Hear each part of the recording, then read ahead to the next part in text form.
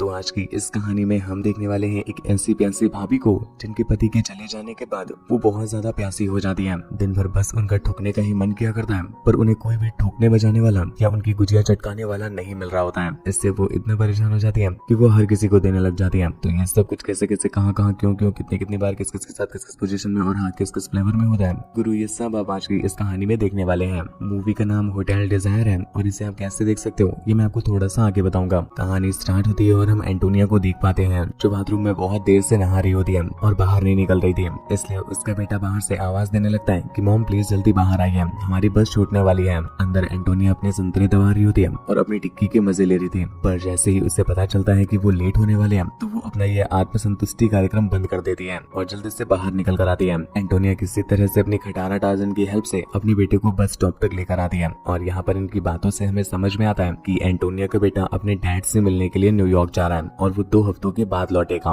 इधर बस ऑलमोस्ट निकलने ही वाली थी, इसलिए एंटोनिया जल्दी से जाकर के अपने बेटे को बस में बिठा देती है। यहाँ से निकल करके एंटोनिया एक होटल में पहुंचती है और हमें तो लगा कि भाई अब ठुकाई होने वाली है, पर यहाँ पर तो हमारी फीलिंग्स के वैसे ही फड़वे लग जाते हैं जैसे आपके लग जाते हैं जब आपका रॉकेट लॉन्च होने को तैयार हो और आपको www.gapagap.com पर एक तगड़ी वीडियो ना मिल पा रही हो, क्योंकि यहाँ पर हम देख पाते हैं कि एंटोनिया ठुकाई के लिए नहीं बल्कि कमाई के लिए यहाँ पर आई हुई थी। दरअसल एंटोनिया इसी होटल में काम करती है। होटल का रिसेप्शनिस्ट एंटोनिया को लेट आते हुए देख लेता है और उसकी हमेशा एंटोनिया से फायर भी रहती थी, इसलिए वो उसके एल लगाने के लिए ये सारी बात मैनेजर को बता देता है और मैनेजर किचन में जाकर के चारों तरफ एंटोनिया को ढूंढने लग जाता है, पर एंटोनिया उसे घंटा कहीं मिली नहीं रही थी। काफी देर तक ढूंढने के बाद फाइनली उसे एंटोनिया एक जगह पर खड़ी मिलती है जो इतना जोरों से भागते हुए यहाँ पर आई थी कि वो पूरी तरह से पसीने से भीग गई थी। पर मैनेजर को तो उसे देखकर ऐसे लग रहा था जैसे मानो ये दौड़ के नहीं है बल्कि किसी के घोड़े पे राइड करके आई है, क्योंकि वो बहुत ज्यादा थक गई थी। मैनेजर उसे देखते ही धर कर आने लग जाता है, क्योंकि ये पहली बार नहीं था, एंटोनिया हमेशा ही लेट आती थी। आज उसके सब्र का बांध टूट गया था, इसलिए वो उसकी पलटा पलटा करके मार रहा है, मतलब बातों से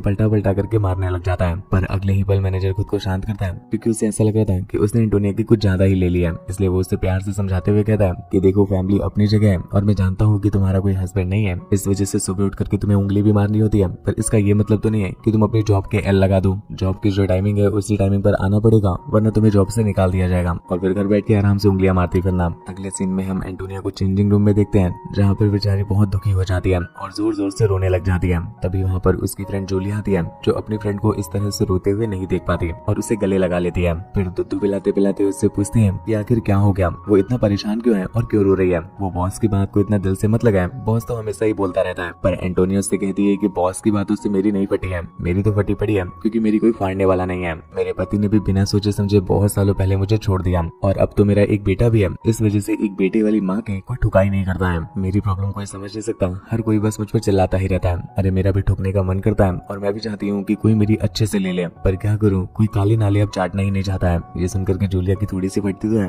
पर वो उसे हौसला देने लगती है और फिर उसके साथ ही चुम्मा चाटी करने लग जाती है। इधर एंटोनिया को भी लगता है कि चलो कुछ तो मिल रहा है, वही लपेट लो, तो वो भी उसके साथ लग जाती है और यहाँ पर इनका चाटा पूछी और गड्ढे से गड्ढे मिलाने वाला कार्यक्रम चालू हो जाता है। कैंची से कैंची मिलाने के बाद एंटोनिया अपने काम पर लग जाती है और जब वो रूम सर्विस के लिए एक रूम पर जाती है तो वहाँ पर वो बहुत सारे मॉडल्स को देखती है और उन्हें देख करके उसकी कच्ची लीक करने लग जाती है। एक बार फिर से उसका उंगल प्रक्रिया करने का मन कर जाता है और इस तरह से वो फिर से तड़पने लग जाती है, लेकिन वो किसी तरह से खुद पर काबू करती है और वहाँ से निकलकर एक दूसरे रूम में जाती है जहाँ पर वो दिखती है कि पूरा रूम खाली होता है और कोई भी दिखाई नहीं दे रहा होता। इसलिए वो इधर उधर उस आदमी को ढूंढने लग जाती है, पर तभी उसकी नजर टेबल पर पड़े हुए कुछ स्केचेस पर पड़ती है जो बहुत अच्छे होते हैं। उन्हें देख करके एंटोनिया वहीं पर रुक जाती है और हम समझ पाते हैं कि इस कमरे में जो भी रुका हुआ है वो एक आर्टिस्ट है। तभी एंटोनिया खिड़की से बाहर देखने लगती है और इतने में ही उस बंदे का फोन रिंग करने लगता है, जिस वजह से वो बंदा वॉशरूम से बाहर निकल आता है। हम जान पाते हैं कि उस बंदे का नाम जूलियस होता है और वो वॉशरूम से बिना कपड़ों के ही बाहर आ गया था। ये देख करके जूलिया की फटके हाथ में आ जाती है और उसका तो एक पल के लिए चाटने पूछने का मन कर जाता है, पर वो नोटिस करती है कि वो बंदा उसे देख ही नहीं पाता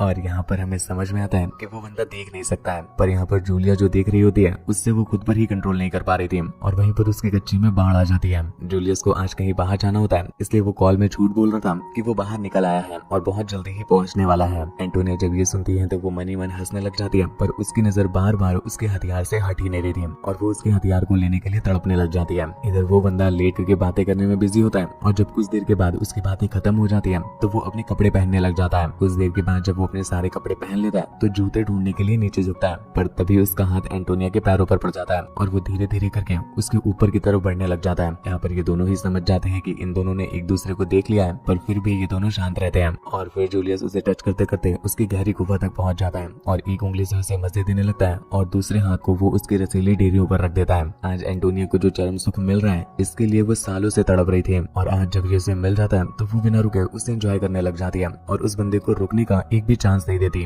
वो एक दूसरे को बेसब्रों की तरह चाटने लग जाते हैं और अब एंटोनिया ठुकाई के लिए पूरी तरह से तैयार हो चुकी थी। जूलियस को भी ये बात समझ में आती है तो वो उसके एक एक करके सारे कपड़े निकाल देता है और फिर उसे बेड में पटक देता है। इसके बाद ये दोनों एक दूसरे से लिपट करके चुम्मा चाटी करने लग जाते हैं और फिर कब इनकी चुम्मा चाटी ठुकाई में और ठुकाई से पिलाई में बदल जाती है हमें पता भी नहीं चल पाता। बेन स्टोक्स समझ ही नहीं आता है कि ये होटल है या मुन्नी बाई का कोठा। उधर लड़कियां रसियारी होती हैं, इधर लड़का लड़की रसियारे होते हैं। मतलब होटल वालों को अपने स्टाफ से घंटा फर्क खींचना नहीं पड़ता है, कहीं भी ठुको या ठुकवाओ उन्हें कोई लेना देना नहीं इस बात से। आज एंटोनिया बहुत खुश होती है क्योंकि वो जिस चीज के लिए तड़प रही थी आज फाइनली उसे वो मिल गई थी। वो लोग काफी देर तक दबा दबा करके ठुकाई करते हैं और कुछ देर के बाद जब उसका कार्यक्रम खत्म हो जाता है तो भी एंटोनिया उसे छोड़ नहीं रही होती है और उसके साथ चिपकी रहती है। कुछ देर के बाद वो बंदा स्मोकिंग करने लगता है और एंटोनिया भी उसकी ही सिगरेट से मतलब स्मोक वाली सिगरेट से खुद भी लग जाती है। पर जैसे ही वो धुआं फायर अलार्म तक पहुंचता है तो पूरे कमरे में बारिश जैसी बूंदें गिरने लगती हैं और इस सीन का एक बार फिर मूड बन जाता है और वो दोबारा ठुकाई करने की तैयारी करने लगते हैं। और इसी के साथ ये कहानी यहीं पर एंड हो जाती है।